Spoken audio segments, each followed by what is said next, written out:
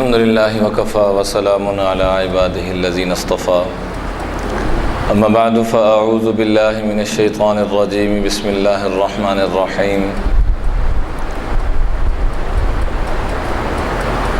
من عمل صالحا من ذكر أو أنثى وهو مؤمن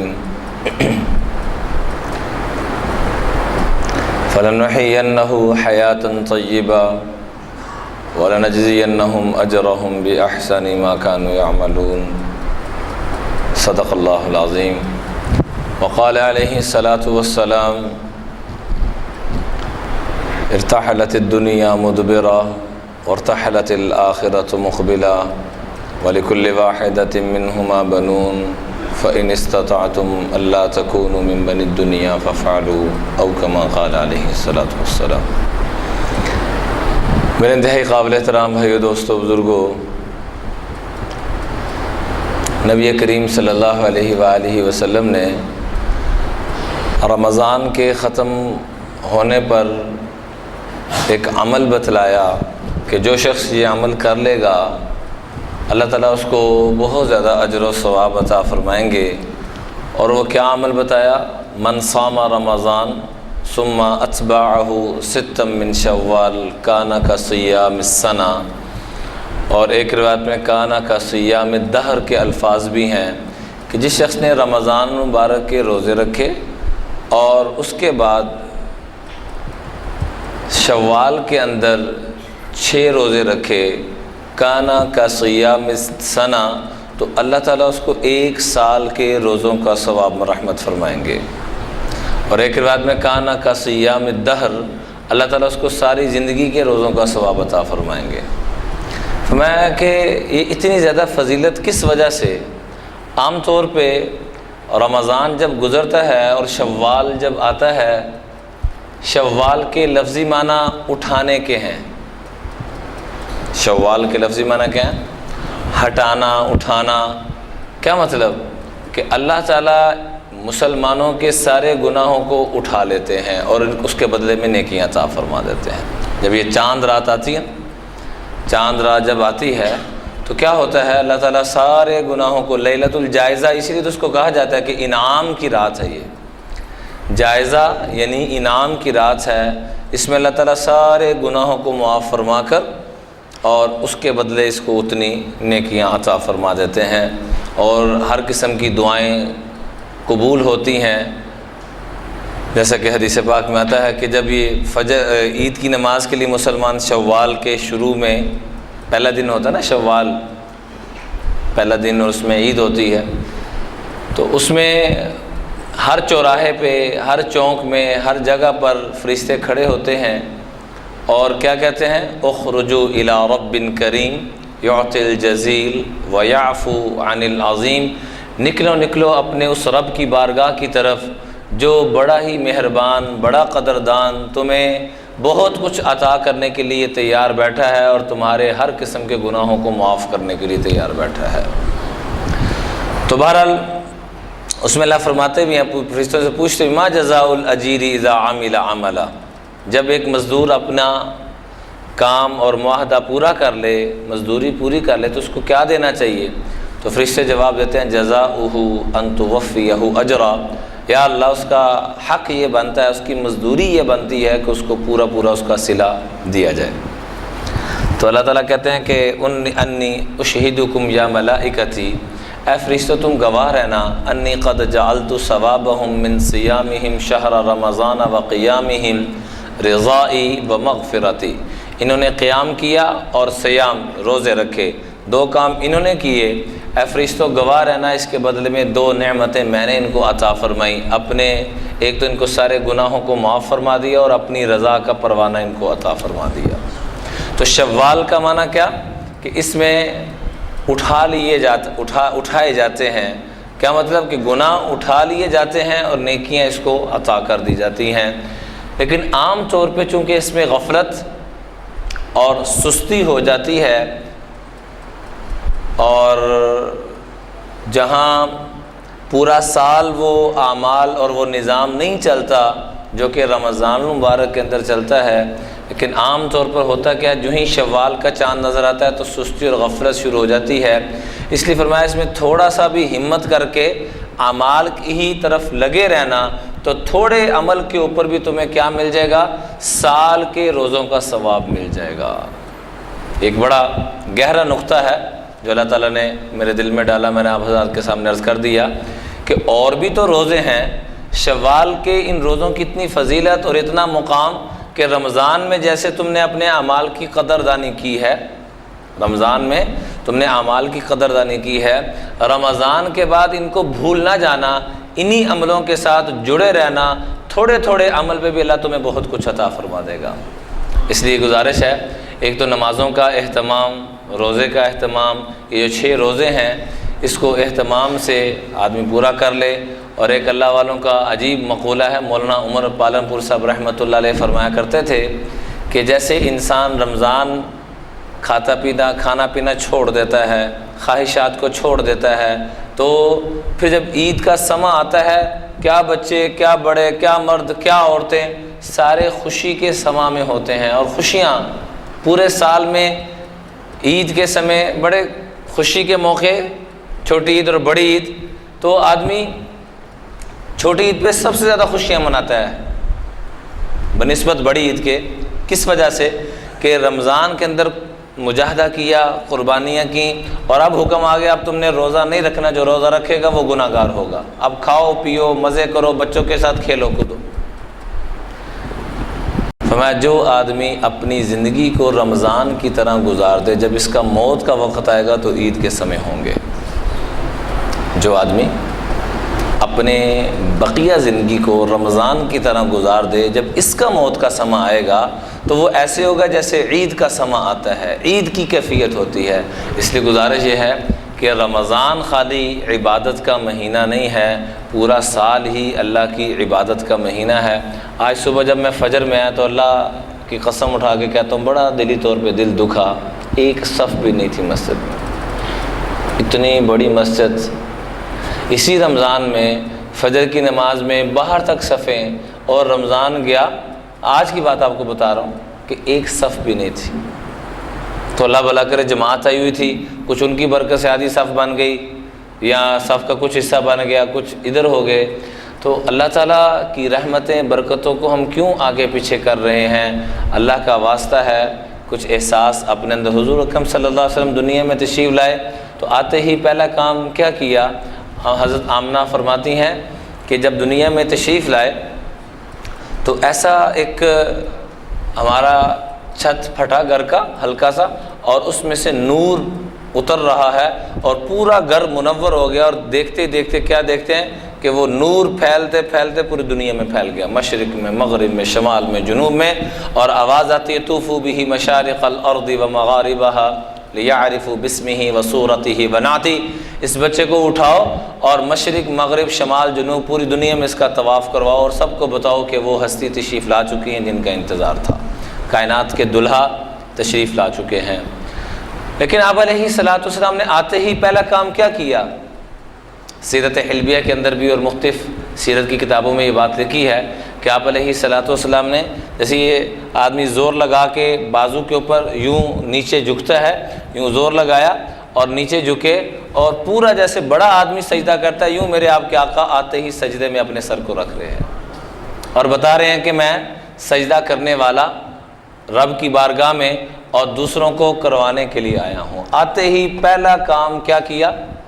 دنیا میں تشریف لاتے ہی ولد مختونا ولد مطہرا، رب نے پاکیزہ بنایا اپنے محبوب کو، اور عام طور پہ اللہ تعالیٰ نے نظام بنایا ہے کہ بچے کا ختنہ کیا جاتا ہے، رب نے اپنے محبوب اور مصطفیٰ کا خود ختنہ کر کے دنیا کے اندر بھیجا، اور آتے ہی پہلا کام کیا کیا؟ پاک کر کے بھیجا، ختنہ کر کے بھیجا، صاف ستھرا، آتے ہی پہلا کام سجدہ، اور رب کی حمد و ثنا بیان شروع کر دی، اللہ اکبر کبیرہ والحمد للہ کثیرا وسبحان اللہ بکرۃ واصیلا۔ آتے ہی اللہ کی حمد و ثنا بیان کی جا رہی ہے، اور اشارہ دیا جا رہا ہے کہ میں دنیا میں سجدے کرنے کے لیے اور دوسروں کو سجدے کروانے کے لیے آیا ہوں۔ اور جب دنیا سے پردہ فرما رہے ہیں، انتقال ہو رہا ہے، تو اس وقت بھی آخری زبان سے جو الفاظ نکل رہے ہیں وہ کیا الفاظ ہیں؟ الصلاۃ، اتقوا اللہ وما ملکت ایمانکم، نماز کا اہتمام کرنا اور اپنے ماتحتوں کے ساتھ زیادتی مت کرنا، اپنی بیوی کے ساتھ، اپنے بچوں کے ساتھ، اپنے ملازمین کے ساتھ، غلاموں کے ساتھ۔ تم اگر کسی ادارے کے بڑے ہو یا سربراہ ہو اور رب نے تمہیں فیکٹری عطا فرما رکھی ہے، کوئی کسی چیز کی بھی تمہیں اللہ نے ایک عہدہ اور اختیارات عطا فرما رکھے ہیں، تو اس میں زیادتی مت کرنا، یہ دو چیزوں کا پیغام۔ اور جب بالکل آخری سانس تو اس میں نماز، آتے ہی سجدہ، جاتے ہوئے بھی سجدہ اور اس کے تذکرے۔ اور حضرت امام عالی مقام حضرت امام حسین رضی اللہ تعالیٰ عنہ، جن کو رب نے اتنا مقام عطا فرمایا، ان کے بارے میں شاعر نے کیا خوب کہا، پڑھو ہر دم درود ان پر، لیاقت ہو تو ایسی ہو، علی بابا نبی نانا شرافت ہو تو ایسی ہو، سر سجدے میں رکھ کے یوں سنایا کلام اللہ، فرشتے بھی ہوئے حیران تلاوت ہو تو ایسی ہو۔ انہوں نے اس موقع پہ بھی، اس عالم میں بھی، اس کیفیت میں بھی نہ نماز کو چھوڑا، نہ سجدے کو چھوڑا۔ اس امت کے اوپر سب سے مشکل اور سب سے بڑا امتحان، صحابہ کے دور میں بڑے بڑے امتحان آئے، لیکن اس سے بڑا کیا امتحان ہوگا کہ حضور علیہ السلام کے سارے گھرانے کو ہی ذبح کر دیا گیا پکڑ کے۔ اس موقع پہ بھی نماز کو نہیں چھوڑا۔ ہمیں کون سی ایسی ایمرجنسی یا ضرورت پڑ جاتی ہے میرے عزیزو، اللہ کا واسطہ ہے، ہاتھ جوڑ کے درخواست ہے، منت اور سماجت ہے کہ نمازوں کو ہم مت چھوڑیں، ہر حال میں نماز کے لیے نکلیں اور اللہ کی رحمتوں کو، برکتوں کو لینے والے بن جائیں۔ اسی مہینے کے اندر غزوہ احد بھی ہوا۔ مسلمانوں کی حالت یہ تھی کہ مسلمانوں کے پاس صرف 2 گھوڑوں پہ، کیونکہ اس وقت کوئی ایٹمی نظام تو تھا نہیں، گھوڑوں پہ سوار ہو کے جنگجو آتے اور آپس میں ایک دوسرے کے مقابلے کے لیے نکلتے۔ مسلمانوں کے پاس کتنے گھوڑے تھے جی؟ 2۔ اور کفار کے پاس کتنے گھوڑے تھے؟ اس کے آگے 2 صفر لگا لیں، کتنے بن گئے؟ 200 گھوڑا، 200 گھوڑا اور 700 سے زائد اونٹ تھے، اور زریں اتنی زیادہ، اسلحہ اتنا زیادہ، سب کچھ ان کے پاس بہت زیادہ، اور مسلمانوں کے پاس چند زریں، چند چیزیں۔ لیکن وَلَقَدْ صَدَقَكُمُ اللَّهُ وَعْدَهُ إِذْ تَحُسُّونَهُم بِإِذْنِهِ حَتَّىٰ إِذَا فَشِلْتُمْ وَتَنَازَعْتُمْ فِي الْأَمْرِ وَعَصَيْتُم مِّن بَعْدِ مَا أَرَاكُم مَّا تُحِبُّونَ مِنكُم مَّن يُرِيدُ الدُّنْيَا وَمِنكُم مَّن يُرِيدُ الْآخِرَةَ ثُمَّ صَرَفَكُمْ عَنْهُمْ لِيَبْتَلِيَكُمْ وَلَقَدْ عَفَا عَنْكُمْ وَاللَّهُ ذُو فَضْلٍ عَلَى الْمُؤْمِنِينَ۔ اللہ نے اپنے وعدوں کو وہاں بھی سچا کر کے دکھایا۔ 2 صحابی آئے، حضرت عبداللہ بن جحش اور سعد بن ابی وقاص رضی اللہ تعالیٰ عنہما، دونوں آپس میں آگے کہہ رہے ہیں میں دعا کرتا ہوں تو آمین کہنا، دوسرے کہتے ہیں میں دعا کرتا ہوں تو آمین کہنا۔ ایک کیا فرمانے کہ عبداللہ بن جحش رضی اللہ تعالیٰ عنہ، میری دلی تمنا ہے کہ میں کفار کو مارتے مارتے مارتے ان کا کلا کما کروں اور ان کو شکست دینے کا ذریعہ بنوں، اور پھر میرے اوپر بھی ایسا وار ہو کہ میرے جسم کے بھی ٹکڑے ٹکڑے ہو جائیں، حتیٰ کہ میرا ناک بھی کٹ جائے، کان بھی کٹ جائیں، سارا کچھ یہ میرا معاملہ ہو جائے۔ اور کل قیامت کے دن اللہ جب یہ پوچھے، دیکھیں ادھر جذبات، دیکھیں کیا جذبات ہیں، کل قیامت میں اللہ جب مجھ سے پوچھے کہ یہ کیا کیا، یہ کیا ہوا، تو میں جواب دے سکوں کہ اے اللہ تیری رضا کے لیے میں نے اپنے جسم کے ٹکڑے ٹکڑے کروا دیے، تجھے راضی کرنے کے لیے صرف تیرے لیے کیا۔ یہ دعائیں ہو رہی ہیں، ایک طرف کیا دعائیں ہو رہی ہیں کہ میں ان کے سب کے جسموں کو کاٹ دوں، اور ایک طرف کیا دعا ہے کہ میں بھی کاٹوں، لیکن آخر میں کیا ہو جائے، میرے جسم کے بھی ٹکڑے ٹکڑے ہو جائیں، اور جب اللہ کی بارگاہ میں حاضر ہوں، اللہ کی بارگاہ میں جب میں پہنچوں تو اللہ تعالیٰ دیکھ کے خوش ہو جائے، جب میرے اعضاء کٹے ہوئے دیکھیں، اور اللہ خوش ہو جائے کہ واقعی میرا بندہ میری رضا کے لیے یہ سارے معاملات کر کے آیا ہے۔ اور دوسری طرف آپ علیہ السلام نے اپنی تلوار کو نکالا اور نکال کے فرمایا میری تلوار کا کون حق ادا کرے گا، میری تلوار سے کون جنگ کرے گا۔ تو سارے صحابہ نے عرض کیا یا رسول اللہ ہم یہ سعادت لینا چاہتے ہیں۔ آپ نے فرمایا میری تلوار کا حق کون ادا کرے گا؟ تو 3 صحابہ کھڑے ہوئے، حضرت عمر فاروق، حضرت زبیر، یہ دونوں حضور علیہ السلام کے رشتہ دار۔ تیسرے کھڑے ہوئے ابو دجانہ رضی اللہ تعالیٰ عنہ. تو آپ نے تلوار ابو دجانہ، یہ اعزاز ابو دجانہ کو ملا. کن کو ملا جی؟ ابو دجانہ رضی اللہ تعالیٰ عنہ. اور انہوں نے تلوار لے کر مشرکین مکہ کا اور کفار کا وہ کباڑہ کیا کہ جس کی مثالیں دی جاتی ہیں. پوری صفوں کو چیرتے ہوئے اینڈ تک چلے گئے. وہاں جب پہنچے تو وہاں حضرت حمزہ رضی اللہ تعالیٰ عنہ بھی اسی غزوے کے اندر شہید ہوئے. اور آپ علیہ الصلاۃ والسلام بہت کم موقعوں پہ اس درجے کا روئے ہیں کہ رو رو کے ہچکیاں بند گئیں. یہ عجیب کیفیت ہوگی، رو رو کے ہچکیاں بند گئیں. حتیٰ کہ اللہ تعالیٰ نے یہ تسلی بھیجی کہ اپنے محبوب علیہ الصلاۃ والسلام کو خوش کرنے کے لیے کہ حمزہ تو اسد اللہ و اسد رسولی، کہ حمزہ ہمارا بھی شیر ہے اور اللہ کے رسول کا بھی شیر ہے. یہ تسلی بھیجی. ان کو قتل کرنے والی خاتون بعد میں اللہ نے ان کو صحابیت کا مرتبہ اور مقام عطا فرمایا. ابھی مسلمان ہوئی تھی حضرت ہندہ. جب ابو دجانہ رضی اللہ تعالیٰ وہاں پر پہنچے تو کیا دیکھتے ہیں، باقی خواتین تو بھاگ گئیں جو اشعار پڑھ پڑھ کے نا اپنے مردوں کو برانگیختہ کر رہی تھی کہ یہ لڑائی کے لیے اور ہمت اور جوش اور جذبے کے ساتھ لڑائی کریں اور ہمت کر کے لڑائی کریں. تو بقیہ عورتیں تو بھاگ گئیں. یہ وہیں کھڑی تھی تو ابو دجانہ رضی اللہ عنہ آ کر ان کے سر پہ تلوار رکھی، چیخ ماری، تو تلوار پیچھے کر دی. تو حضرت زبیر رضی اللہ عنہ سارا ایک ایک منظر دیکھ رہے تھے کہ حضور علیہ الصلاۃ والسلام کی تلوار کا کیسے حق ادا کرتے ہیں. تو کہا چھوڑ کیوں دیا؟ کیا حیا آئی کہ حضور کی تلوار ہو اور عورت پہ چلے؟ حضور کی تلوار ہو اور عورت پر چلے، مجھے حیا آئی.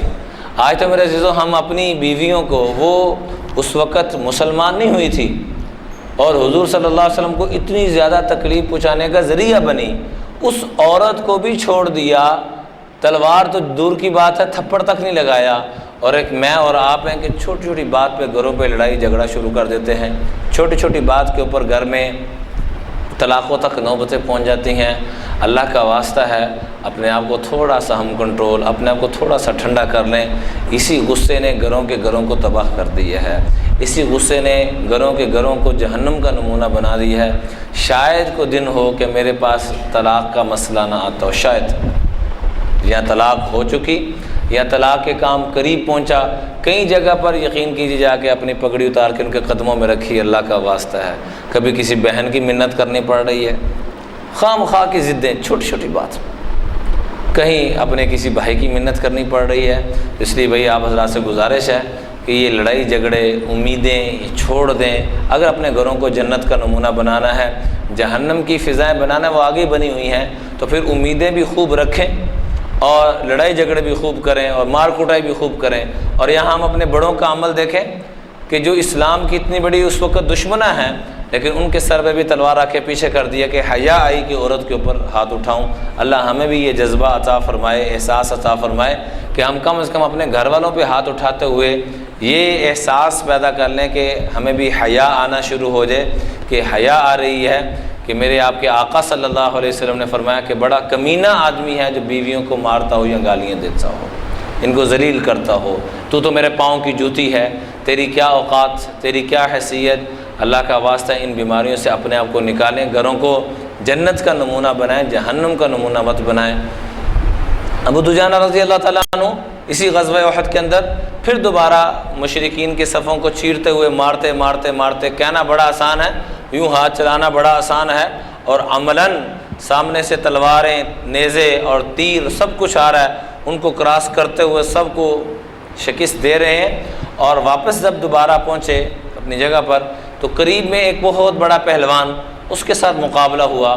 اور وہ اتنا عجیب مقابلہ تھا کہ کیا مسلم کیا مشرک سارے دیکھنا شروع ہو گئے کہ اب دیکھتے ہیں کہ کون بہادر ہے. بہت دیر وہ مقابلہ چلتا رہا، حتیٰ کہ ابو دجانہ رضی اللہ تعالیٰ عنہ کو رب نے توفیق عطا فرمائی کہ یوں وار کیا اور اس کے 2 ٹکڑے کر دیے، اس کو بھی ختم کر دیا. تو ایک طرف تو حبل اور رول مشرکین کے جو بت تھے ان کے نام پکارے جا رہے ہیں، اور ایک طرف کیا صدائیں گونج رہی ہیں؟ اللہ اکبر کی. کس کی یہ صدائیں گونج رہی ہیں جی؟ اللہ اکبر یا حی یا قیوم رب سے مدد مانگی جا رہی ہے اور ایک طرف بتوں سے مدد مانگی جا رہی ہے. یہ عجیب نظام چل رہا ہے. حضور علیہ الصلوۃ والسلام کے پاس پہنچے اور تلوار یوں پیش کی تو آپ نے بڑی دعائیں دی اور فرمایا تو نے واقعی میری تلوار کا حق ادا کر دیا. اور یہ معاملہ بھی چلتا رہا. ابو دجانہ رضی اللہ تعالیٰ عنہ یہ وہ ہستی ہیں کہ بدر سے لے کر حجۃ الوداع کے موقع تک ہر عمل میں ہر غزوے میں حضور علیہ الصلوۃ والسلام کے ساتھ شریک رہے ہیں. چند صحابہ ہیں 100 سے بھی کم بنتے ہوں گے جو بدر سے لے کر حجۃ الوداع کے موقع تک ہر غزوے کے اندر شریک ہوئے، کیونکہ اکثر تو بیچ میں شہید ہو گئے اور کچھ دنیا سے تشریف لے گئے، کچھ بیمار، کچھ 100 مسائل. تو چند صحابہ بنتے ہیں جن کو یہ سعادت اللہ نے عطا فرمائی کہ بدر سے لے کر حجۃ الوداع کے موقع تک ہر غزوے میں شریک. اور ابو دجانہ جیسی ہستی جنہوں نے احد کے مقام پہ وہ کام کیا کہ عبداللہ بن ابی جو منافقین کا سردار تھا، اس ظالم نے کیا کیا کہ عین راستے میں چلتے چلتے 300 بندوں کو واپس لے کے چلا گیا. یعنی کیا لیں کہ آدھے کے قریب قافلہ تھا، وہ واپس لے کے چلا گیا کمر کو توڑنے والوں میں. اور ایک طرف ان کی کمر کو توڑنے والوں میں حضرت ابو دجانہ رضی اللہ تعالیٰ عنہ. تو کیا خیال ہے چھوٹا کارنامہ ان کا؟ ان کے پاس صحابیت کا ٹائٹل موجود اور بدری ٹائٹل چھوٹا ٹائٹل نہیں ہے، بہت بڑا ٹائٹل ہے، جن کے بارے میں اللہ نے فرما دیا اعملوا ما شئتم. حضور نے فرمایا کہ اللہ فرماتا ہے تم کچھ بھی کر لو قد غفر اللہ لکم، اللہ نے تمہارا سارا کچھ ہی معاف کر دیا. وہ ٹائٹل بھی ان کے پاس موجود، رضی اللہ عنہ کا ٹائٹل موجود، وَكُلًّا وَعَدَ اللَّهُ الْحُسْنَى کا ٹائٹل موجود، 20 ٹائٹل موجود، احد والا، خندق والا، احزاب، یہ سارے ٹائٹل ان کے پاس موجود.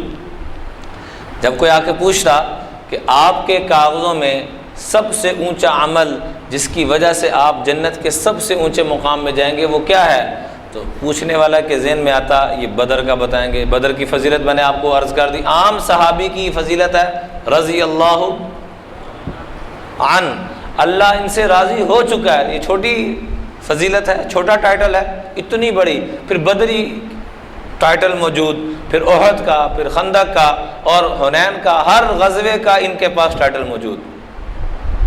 تو آگے سے یہ نہیں کہتے کہ میں صحابیت کے ٹائٹل کو کل پیش کروں گا، بدری ہونے کے ٹائٹل کو پیش کروں گا، احد والے ٹائٹل کو پیش کروں گا کہ میرے پاس یا اللہ یہ نسبت، اس کی وجہ سے مجھے یہ مقام دیا جائے.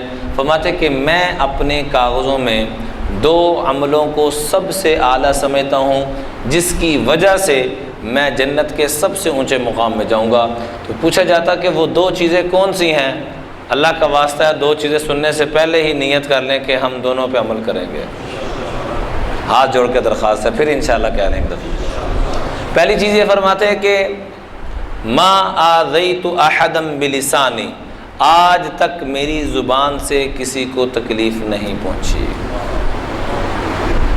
اور میرا خیال ہے ہم یہ جملہ کہہ سکتے ہیں کہ آج تک میری زبان سے بچا کوئی نہیں. آج تک ہماری زبان سے بچا کوئی نہیں.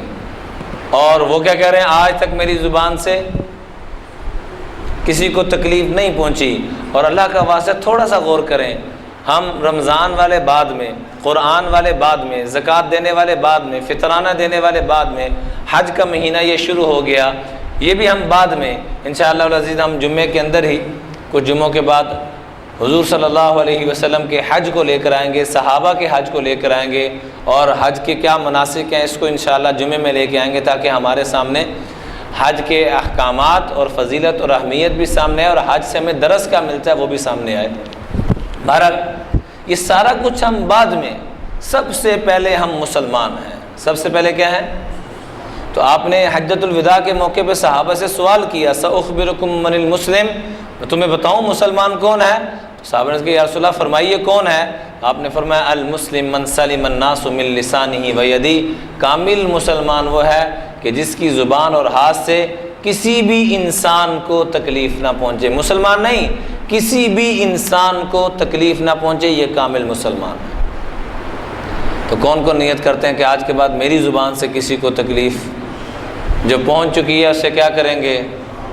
معذرت کر لیں. دوسری بات فرمائی جس پہ میں امید کرتا ہوں کہ مجھے جنت میں بڑا اونچا مقام ملے گا، ولا اجد فی قلبی غلا لاحد، میرے دل میں کسی کے لیے کینہ، بغض، حسد، یہ بیماریوں سے میرا دل پاک۔ حسد کی تعریف پوچھے گی کہ حسد کی تعریف ہے کیا؟ کس کی تعریف تھی؟ حسد کی تعریف پوچھے گی کہ حسد کہتے کس کو ہیں؟ میں دوسرے کی غلطی، دوسرے کا جرم، سزا اپنے آپ کو دینا، اس کو حسد کہتے ہیں۔ غلطی دوسرے کی، جرم دوسرے کا، سزا کس کو دینا؟ اپنے آپ کو، اس کو حسد کہتے ہیں۔ اگلے کا جانا کچھ نہیں، آپ کا رہنا کچھ نہیں، اگلے کا جانا کچھ نہیں، میرا آپ کا رہنا کچھ نہیں۔ اس لیے فرمایا ایاکم والحسود فإن الصبر قاتلہ، حاسدین سے اپنے آپ کو سائڈ پہ کر لو، جواب دینے کی کوئی ضرورت نہیں ہے، بدلے لینے کی کوئی ضرورت نہیں ہے۔ کیوں؟